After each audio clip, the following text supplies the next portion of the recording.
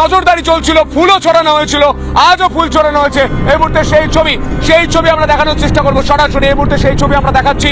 গোটা রিপাবলিক বাংলার দর্শক যারা রয়েছে তারা দেখতে পাচ্ছেন হেলিকপ্টারে করে ফুল ছড়ানো হচ্ছে। সেই ছবি আমরা তুলে ধরেছি, আপনারা দেখুন। এই ইউপি সরকার অর্থাৎ উত্তরপ্রদেশের সরকার, তাদের মেলা কর্তৃপক্ষের তরফ থেকে বিশেষ ব্যবস্থা করা হয়েছে যে হেলিকপ্টারে করে ফুল ছড়ানো হবে। এবং আগের বারের মহাকুম্ভের আগে যে বক্তব্য প্রচুর ভাইরাল হয়েছিল সোশ্যাল মিডিয়ায়,